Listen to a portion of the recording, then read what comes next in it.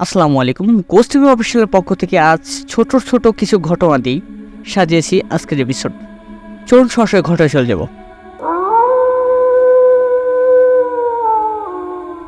আসসালামু আলাইকুম। ঘটনাটি আমার নিজের সাথে ঘটে যাওয়া একটি ঘটনা। আমার গ্রামের বাড়ি রংপুর নীলফামারীতে। ঘটনাটি যখন ঘটে তখন আমার এসএসসি পরীক্ষা শেষ হয়। এসএসসি পরীক্ষা শেষ করে আমি আমার মামার বাড়িতে বেড়াতে যাই বাড়ির সবাই মিলে। সেখানে প্রায় 2 দিন থাকি। 2 দিন থাকার পর আমার মামার বাড়িতে মাসিরাও চলে আসে। আমার মামার বাড়ি থেকে মাসিরা চলে যাওয়ার দিন মাসি আমাকে তাদের সাথে নিয়ে আসে এবং মা বাবা সেখানেই থেকে যায়। তো মাসির বাড়ি থেকে অনেক মজা করতে থাকি। আমার মাসির বাড়ি থেকে মামার বাড়ি 2 কিলোমিটার। তো মাসির বাড়ির চারপাশে অনেক সুন্দর অনেক গাছপালা। আমার মাসির বাড়ির পাশ দিয়ে একটা ছোট নদী বয়ে গেছে। তো আমার মাসি একদিন আমাকে বলল নদীতে নাকি অনেক মাছ পাওয়া যায়। তো আমি মাসির সাথে নদীতে মাছ মারতে যাই। বলা ভালো যে নদীটি ছিল একটি শ্মশান ঘাটের কাছে। অনেক মরা পোড়ানো হতো এই নদীর তীরে। তো আমি যেদিন মাছ ধরতে যাই সেদিন একটা লাশ নিয়ে যাচ্ছিল মরা পোড়ানোর জন্য। আমি সেই লাশটার দিকে এমনভাবে তাকিয়েছিলাম, হঠাৎ একটি বাতাস এসে লাশটির কাপড় সরে গেলে লাশটি আমার দিকে তাকিয়ে থাকে এমন মনে হচ্ছিল। দেখলাম লাশটি আমার দিকে এমনভাবে তাকিয়ে আছে, আমি দেখে ভয় পেয়ে যাই। এরপর লাশটি আমার সামনে দিয়ে নিয়ে যাওয়া হয়। আমি মাসিকে বলি ওটা কার লাশ। মাসি লাশের কথা শুনে চমকে যায়।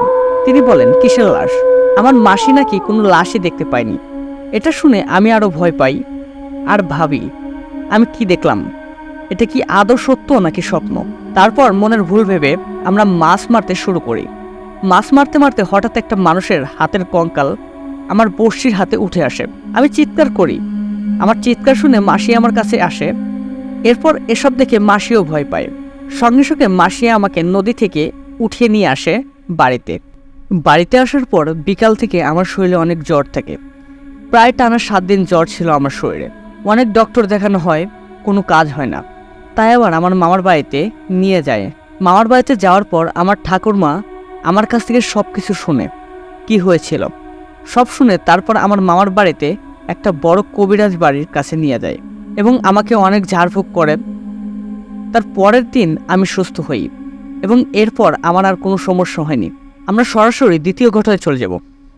ঘটনাটি ঘটে 2 দিন আগে, যা আমার নিজের সাথে ঘটে যায়। এর আগে বলে রাখি আমার রাশি তেমন একটা ভালো না, এই জন্যই আমার সাথে আগেও অনেকবার অনেক খারাপ ঘটনা ঘটেছে। আমি অনেক কিছুই ব্যবহার করেছি কিন্তু কোনো বাদ মানেনি। বিশ্বাস অবিশ্বাস সম্পূর্ণ আপনাদের ব্যাপার।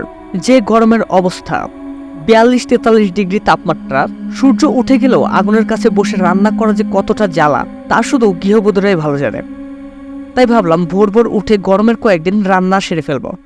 ভোর 4টা বাজে তখনও আলো ফোটেনি, চোখে ঘুম নেই, আর এখন ঘুমিয়ে গেলেও উঠতে সেই দেরি হবে। এগুলো ভেবে রান্নাতে তোড়জোড় শুরু করে দেই। ফ্রিজ থেকে ইলিশ মাছ বের করে রান্না করা শুরু করলাম। ভাত চুলায় বসিয়ে উঠানে বাড়ি কুপিয়ে পরিষ্কার করছিলাম। হঠাৎ চোখ পড়ল আম গাছের উপর। তাকিয়ে দেখি আমগুলো আমার দিকে তাকিয়ে আছে। আমি খুশি হয়ে ভাবলাম আজ আমি আম ডাল রান্না করব আর ইলিশ মাছ। যথারীতিতে আমি রান্নাঘরে চলে গেলাম হাতের কাজ সেরে। মাছ ভাজির গন্ধে চারদিকে মোমো করছে। আমারও খেতে ইচ্ছে হলো, এই জন্য আমিও একটা মাছ ভাজি খেতে খেতে ভাজতে লাগলাম। হঠাৎ মনে হলো আমায় কেউ দেখছে, কেমন একটা লাগছিল আমার। আমি বারবার এদিক সেদিক তাকাচ্ছিলাম। হঠাৎ চুরমার করে কিছু একটা শব্দ পেলাম, সারা গায়ে শিরশিরানি দিয়ে উঠল। আমি মাছের কড়াই নামিয়ে রেখে হাতের ভাজি মাছটি নিয়ে বের হলাম রান্নাঘর থেকে। উঠানের লাইট অন করে এদিক সেদিক ভালো করে দেখলাম, কিন্তু কিছু দেখতে পেলাম না। আমি ভাবলাম শুধু শুধু ভয় পাচ্ছি। তারপর আবার রান্নাঘরে এলাম। 3টা মাছের পিস কম দেখলাম। আমি তো একটা খেয়েছি, বাকি 3টা কই? এর মধ্যে একটি বিড়াল ঝাঁপ দিয়ে আমার সামনে এসে পড়ল। আমি ভয়ে দূরে সরে গেলাম। চোখ দুটো যেন জলজল করছে।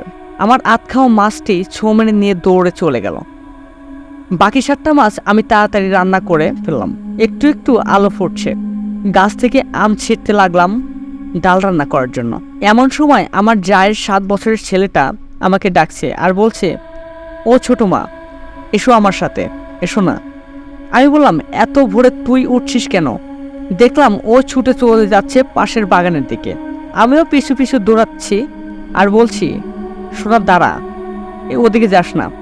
তারপর হঠাৎ করে আমি বাগানের সামনে গিয়ে মনে পড়লো ওরা তো বাড়িতে নেই, তো জায়ের ছেলে কোথা থেকে আসলো।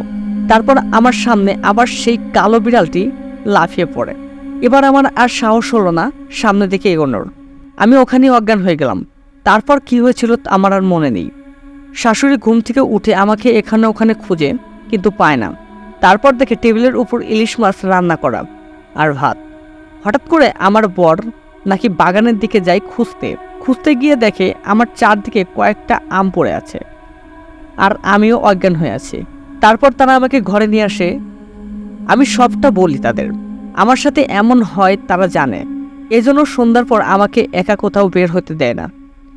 বাথরুম গেলেও অন্য কেউ দাঁড়িয়ে থাকে। তারপর আমি সবার কাছে খুব বকা খাই। শাশুড়ি বলছিল 6টায় আলো ফোটে, তখন আমাকে ডেকো, আমি কাজে সাহায্য করব। আজও আমার গায়ে জ্বর আছে। ঘটনাটি ভাবলে এখনো আমার গায়ের কাটা শিউরে ওঠে। যদি আমি আম বাগানের মধ্যে ঢুকে যেতাম তাহলে কি হতো। আমি যতটুকু লিখেছি শুধু এতটুকুই নয়, আরও ঘটনা ঘটেছিল, কিন্তু ভয়ে আমার লেখার সাধ্য নেই। ধন্যবাদ।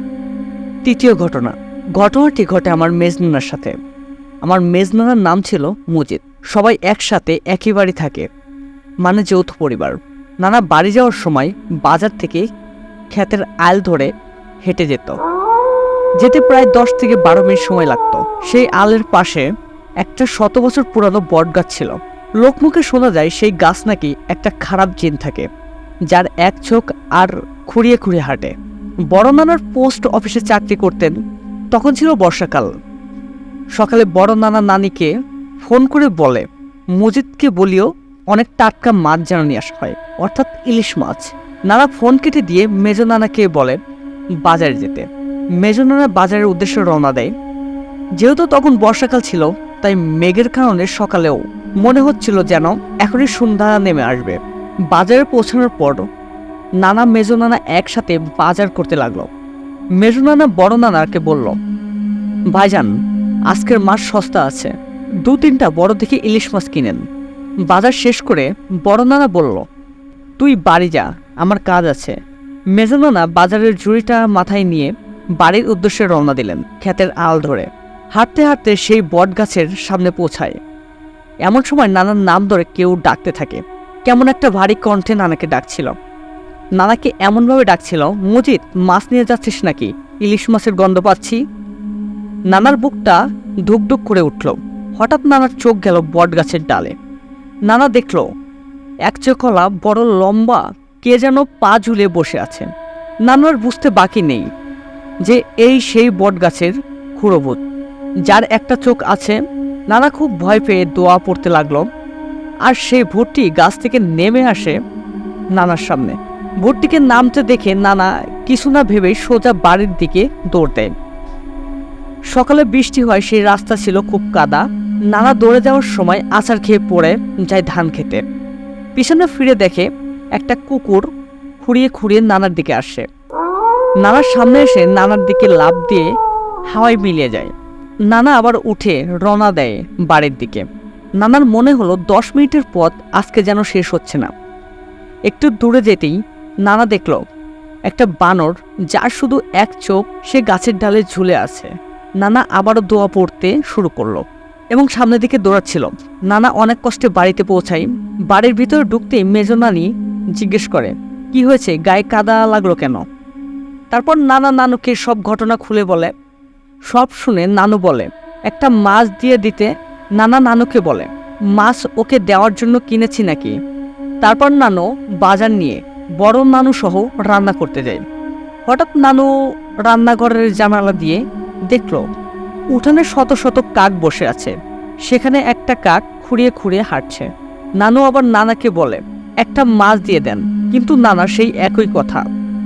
রাত হলে বড় নানা বাড়ির দিকে রওনা দেয়, আর বট গাছের সামনে আসতেই দেখে মজিদ নানার মতো দেখতে একজন বট গাছের উপর পা ঝুলে বসে আছে। নানা কিছু না বলে বাড়ি চলে আসে। এরপর মেজো নানু বড় নানু এসে বড় নানাকে সব ঘটনা খুলে বলে। সব শোনার পর নানা বলে আজকে আর মাছ রান্না করার দরকার নাই, কিন্তু ততক্ষণ রান্না করা শেষ হয়ে গেছে। বড় নানা নানুকে বকাঝকা করে। রাতে খাওয়া দাওয়া করে সবাই শুয়ে যায়। হঠাৎ কেউ একজন ভারী কণ্ঠে বলে, মজিদ একা ইলিশ খেয়ে ফেললি, আমাকে তো দিলি না। এটা শুনে নানু খুব ভয় পেয়ে যায়। বেশ কিছুক্ষণ পর আওয়াজ আসা বন্ধ হয়, নানু ঘুমিয়ে পড়ে। সকালে আজানের পর যখন কালি আদার ধরে তখন মেজো নানাকে বড় নানা ডাকছিল, মজিদ, সামনের বিলে পানি নেমেছে, জালটা নিয়ে আয়, মাছ ধরতে হবে। বড় নানার কণ্ঠ শুনে মেজো নানা ঘুমের ঘুরে বলল, আসতেছি ভাইজান। মেজো নানা বের হয়ে উঠানে গিয়ে দেখে বড় নানা উঠানে দাঁড়িয়ে আছে, অন্যদিকে মুখ করে। পাশাপাশি যেতেই পিছন থেকে মেজো নানু নানাকে ডাক দেয়। মেজো নানুর ডাকাডাকি শুনে বড় নানু বাইরে আসে। মজিদ নানা দেখলো বড় নানা নানুর সাথে দাঁড়িয়ে। হঠাৎ নানার চোখ যায় সামনে যে দাঁড়িয়ে আছে তার পায়ের দিকে। নানার বুঝতে বাকি থাকলো না এটা সেই খুড়া জিনটা বড় নানার রূপ নিয়ে এসেছে। কিন্তু ততক্ষণ অনেক দেরি হয়ে যায়। মেজো নানা দৌড়ে ঘরে আসার সময় হুচুট খেয়ে পড়ে যায়। সেই জিনটা হামাগুড়ি দিয়ে এসে নানার সাথে ধস্তাধস্তি করতে শুরু করে। এটা দেখে বড় নানা ঘর থেকে এক লোহার রড এনে সেই জিনটাকে আঘাত করে। 3 থেকে 4টা বাড়ি দিতে সে হাওয়ায় মিলিয়ে যায়। সাথে সাথে মেজো নানা বেহুশ হয়ে যায়। নানাকে ধরাধরি করে বাসার ভেতর নিয়ে আসা হয়। তারপর শুরু হয় নানার রক্ত বমি। একটু পরে গাড়িতে ঢাকায় নিয়ে যাওয়া হয়। নানাকে হসপিটালে নিয়ে যাওয়ার সময়